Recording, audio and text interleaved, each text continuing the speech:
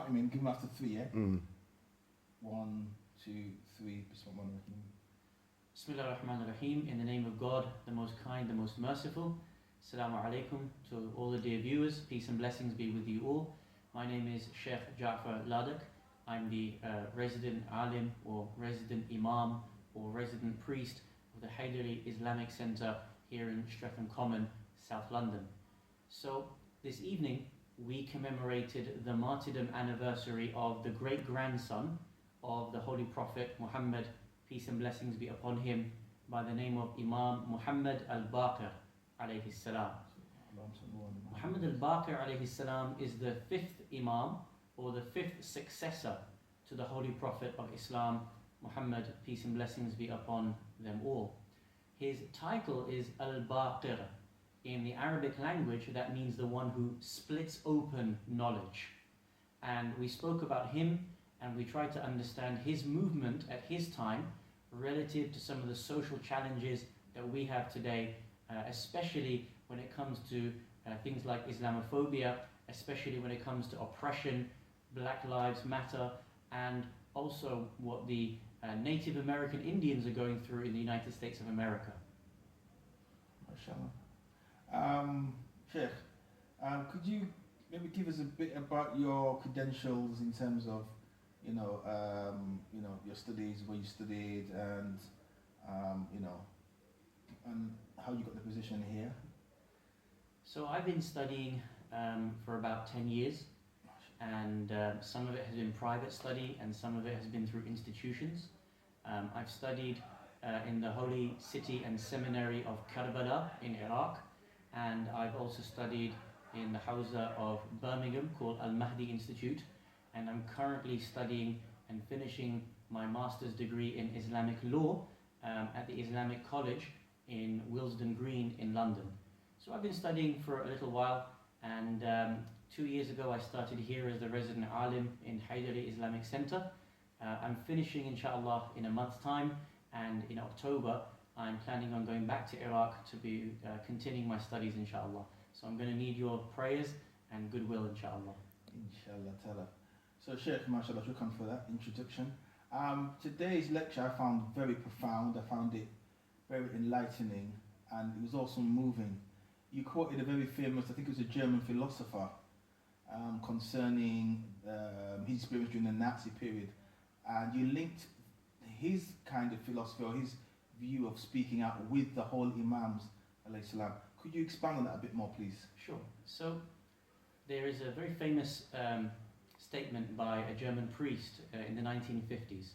It became very famous, and he said, first the Nazis came for the socialists and I didn't help them, and then the Nazis came for the trade unionists and again I didn't help them, then the Nazis came for the Jews and again I didn't help them, and eventually the Nazis came for me and there was no one left to help me. Meaning that because he had not put his neck on the line for other groups within society, he hadn't spoken up to be able to assist those who he saw being downtrodden, when they had all been removed one by one, when it turned that he was now the subject of the wrath and the attention of the Nazi army, there was no one there to help him. And so it shows us the nature of mutual assistance with various different groups, putting aside the petty differences in order to work for the overall social movement. Now, we linked this to the 5th Imam al-Baqir alayhi salam because in his time there was a migration of situation. During the time after the death of the Holy Prophet of Islam, Islam was under threat. There were a lot of movements, there was a lot of difficulty, as you can imagine, after the death of someone so profound. The same thing happened after Jesus Christ left. The same thing happened after the death of Moses, peace and blessings be upon him, where of course non-divine figures come together and they cannot necessarily reconcile a divine religion. Now, during the time of the first and second Imams, Imam Ali and Imam Hassan, peace be upon them both, it was a period of survival in Islam. During the period of the third and the fourth Imams, Imam al-Hussein and Imam Zain al-Abidin, Islam was going through a period of revival. But once that revival shifted and the social circumstances were now available. Imam al-Baqir alayhi salam and his son Imam al-Sadiq alayhi salam had a time to really open up dialogue, open up universities, really be able to prosper when it came to opening up knowledge. Hence, Imam Muhammad al-Baqir is called al-Baqir, the one who splits open knowledge.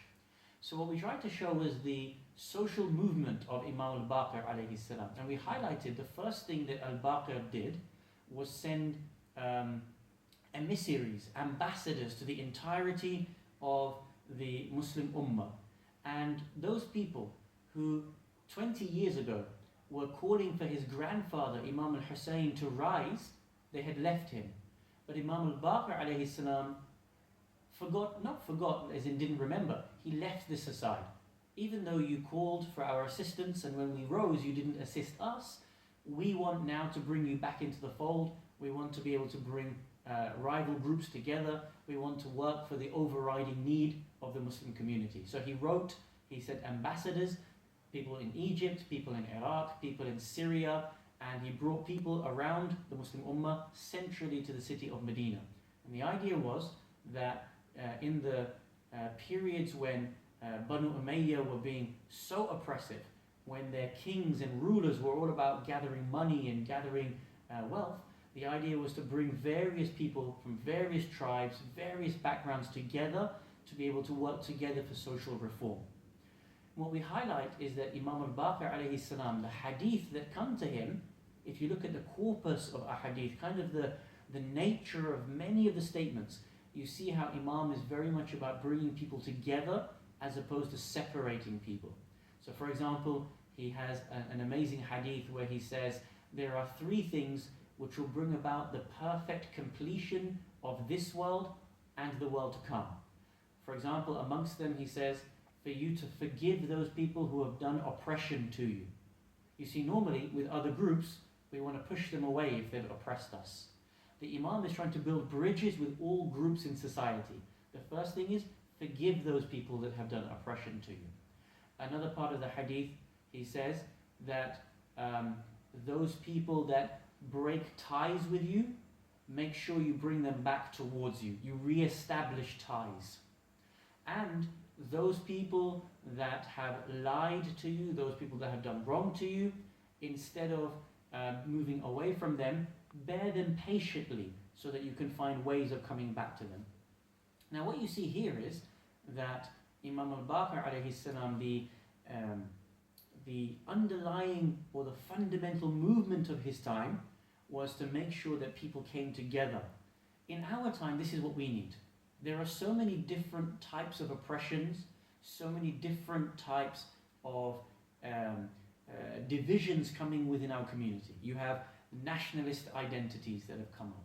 You have people taking religion to divide you. You've got people who are taking color to divide you. You've got people who are taking culture and language to divide you. In an Islamic community, one of the great divisions that has come is by virtue of following different scholars. I do taqleed of this scholar, I emulate this scholar, then clashes come. All of these things are secondary to our humanity. All of these are secondary to the need of social revolution. And that's the era we're in, where we're desperate for change, to stand up against the system that is so much oppressive against the majority of mankind. People have to learn to put these petty differences aside, and if they don't, then the system will continue to gobble us up in the way in which they've been doing for the last few decades.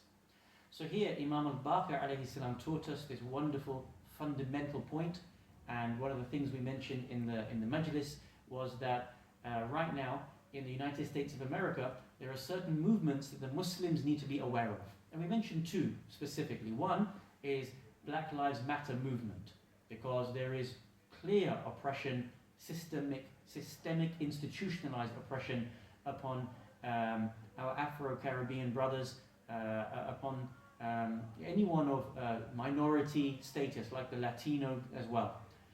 Secondly, right now in North Dakota, there is a very interesting movement, and that is the one where the Native American Indians are protesting against a pipeline that's being built, and specifically the grounds in which the pipeline is going through the corporations are bulldozing over sanctified grounds, a place where people bury their sacred family members, the sacred tribal leaders. Now, Imam al-Baqir alayhi salam is special to the Shia community because in Jannatul Baqi, in Medina, Al Saud, the kings from Saudi Arabia in 1924, bulldozed over the family of the Prophet Muhammad, peace and blessings be upon them all. Literally, the graves of his daughter, Lady Fatima, his grandsons, Imam al-Hassan, Imam al-Sajjad, Imam Muhammad al-Baqir, this Imam we're talking about, and Imam al-Sadiq, all of these graves were bulldozed over by the kings of Saudi Arabia. Now the Shia community every year come together to protest this and try to demand a rebuilding of the shrines over their graves.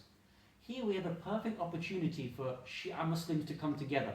One, with the Black Lives Matter movement and the tribes in North Dakota. In regards to the Black Lives Matter movement, right now there is a Shia Lives Matter movement. Why?